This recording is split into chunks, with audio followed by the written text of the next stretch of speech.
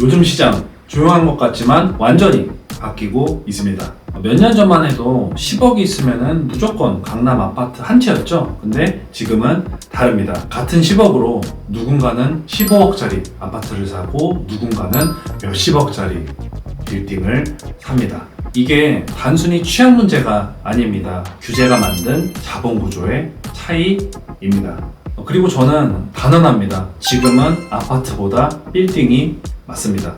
오늘은 그 이유를 아주 현실적으로 말씀드릴게요. 정권, 금리, 규제 이 세 가지가 전부 빌딩 쪽으로 기울어져 있습니다. 먼저 아파트부터 볼까요? 요즘 주택담보대출 LTV는 40%로 꽉 막혀 있습니다. 15억 이하면은 대출 6억, 15억에서 25억 사이는 4억, 25억이 넘으면 고작 2억밖에 대출이 안 됩니다. 즉 10억 현금으로 살 수 있는 아파트는 아무리 정말 해도 한 15억 정도가 한계더라고요. 10억 넣고 5억 빌리면은 끝이에요. 그럼 이게 무슨 의미냐? 이제 아파트는 현금 자산이 되어버렸다는 겁니다. 더 이상은 레버리지로 굴릴 수가 없는 구조라는 거예요. 게다가 지금 정권은 아직도 4년이 넘게 남아 있습니다. 정책 기조가 바뀔 가능성 거의 없습니다. 그리고 또 규제 완화 기대하기 어렵고요. 아마 오히려 보유세, 임대차, 대출 총량 규제가 앞으로 더 강해질 수 있다라고 생각합니다. 즉, 아파트 시장은 최소한 3, 4년은 꽉 막혀 있을 것이고 그 사이 투자금은 새로운 길을 찾습니다. 그 길이 바로 꼬마 빌딩입니다. 그래서 꼬마 빌딩이 뭐냐? 비주택, 즉 빌딩이라고 부르고요. 상가, 오피스, 근린시설 같은 비주택은 LTV가 여전히 70%예요. 이건 정부가 공식적으로 인정을 한 겁니다. 즉 대출이 가능한 마지막 자산권이라는 거예요. 자, 그러면 제가 한번 계산을 해보겠습니다.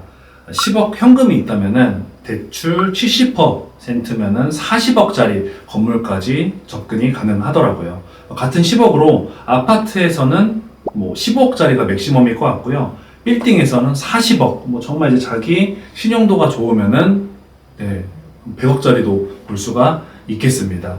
그래서 레버리지 스케일이 한 3배 정도 차이가 나는 것 같고요.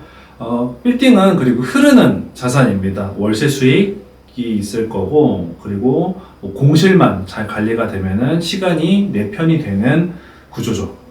이게 바로 요즘 자산가들이 이제는 빌딩이다 라고 말하는 이유입니다. 이건 감이 아니라 데이터로 확인됩니다. 부동산 플래닛 자료를 보면은 10억에서 50억대 상업 업무용 빌딩 거래 건수가 1분기에는 834건, 3분기에는 1030건입니다. 그새 약 24%가 늘었어요. 서울 기준으로 연면적 3,300제곱미터 이하, 우리가 흔히 말하는 꼬마 빌딩 거래 금액은 무려 3조 원을 넘겼다고 합니다. 이건 단순히 풍선 효과는 아니라고 생각을 하고요. 규제가 돈의 방향을 틀어버린 결과라고 생각합니다. 주택시장의 이제 유동성을 막으니까 그 돈이 이제 상업용 부동산으로 흘러 들어갈 수밖에 없는 구조라는 거예요. 그리고 이제 여기에 금리까지 얹히면 판은 완전히 바뀝니다. 미국 연준이 이미 2달 연속 금리를 인하했고요. 한국은행도 동조할 가능성이 굉장히 높다고 보고 있습니다. 금리가 내려가면 아마 대출이자 부담이 확 줄어들 거기 때문에 즉 같은 지금 레버리지라도 빌딩 수익률 구조가 더 살아나는 시기가 올 거고요. 내년에 금리가 0.5%만 내려가도 빌딩 시장의 투자 심리는 급격히 회복될 겁니다. 이 흐름을 요약하면은 이렇습니다. 지금 아파트 주택거래 시장은 꽉 막혀 있고 빌딩은 열려 있고 금리는 떨어지고 있습니다. 이 세 가지가 겹치면은 꼬마 빌딩은 2026년 부동산의 주인공이 됩니다. 물론 꼬마 빌딩이 장점만 있는 건 아닙니다.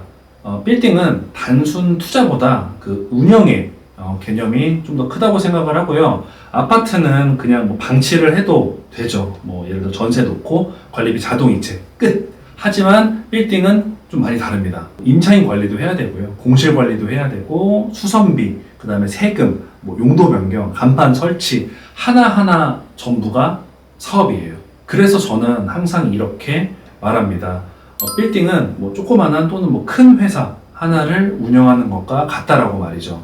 또 임대료가 잘 들어오면 좋지만 뭐 공실이 이제 하나가 나면은 그달 이자가 뭐 몇백, 몇천만 원이 그대로 빠져나갈 수도 있습니다. 그래서 입지와 임차 구조를 세밀하게 봐야 되고 상권 변동에도 굉장히 민감하게 반응을 해야 합니다. 예를 들어 뭐 경리단길을 보시면 좋을 것 같아요. 2010년대 초반에는 뭐 외국인, 그다음에 로컬 F&B들이 몰려서 정말 완전히 대박 핫플레이스였죠. 근데 그때 샀었으면은 대박이겠지만 2018년 이후 공실이 폭증했습니다. 근데 지금 다시 살아나고 있는 거 아세요? 그러니까 결국 뭐 빌딩의 가치는 상권의 생명력 그리고 운영 능력에 달려 있다는 겁니다. 아파트처럼 그냥 그대로 놔두면 오른다는 공식은 빌딩에서는 통하지가 않습니다. 예전 기준으로 뭐 똘똘한 한 채라고 하면은 뭐 다들 강남 아파트를 얘기했을 텐데 지금은 시대가 달라졌습니다. 아파트는 이제 뭐 대출도 안 되고 뭐 세금이 아마 늘어날 수도 있을 것 같고 그다음에 이제는 실거주를 무조건 해야 됩니다. 반면 꼬마 빌딩은 레버리지가 여전히 가능하고요. 그리고 뭐 입지가 좋은 곳들은 임대 수익이 여전히 흐르고 그리고 뭐 올해 말 내년에는 금리 인하까지 기대가 되고 있는 상황입니다. 이 세 가지가 맞물리면서 똘똘한 한 채의 기준이 강남 아파트에서 수익형 꼬마 빌딩으로 바뀌고 있습니다.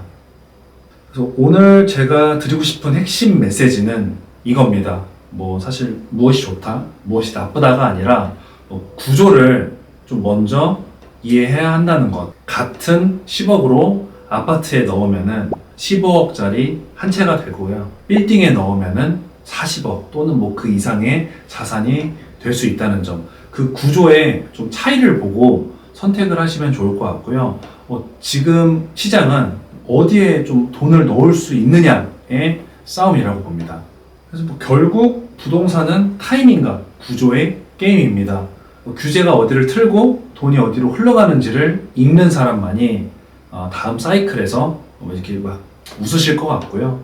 현재 구조에서 빌딩은 유일하게 레버리지가 통하는 자산이라는 거예요. 그리고 금리가 인하가 되면 이 시장은 내년에 확실히 메인으로 올라올 겁니다. 즉 지금은 빌딩을 사야 할 때입니다. 급한 물건, 또 뭐 조정된 물건, 그 다음에 뭐 구조가 뭐 엄청 뭐 좋은 물건들은 시장에 얼어 있어도 항상 있긴 있더라고요. 중요한 거는 그 구조를 보는 눈이고요. 저는 오늘도 뭐 서울에 있는 물건들을 좀 보면서 그 구조의 변화를 직접 보고 항상 현장에서 느끼고 있습니다. 그리고 또 항상 느끼는 거는 부동산의 답은 항상 현장에 있더라고요.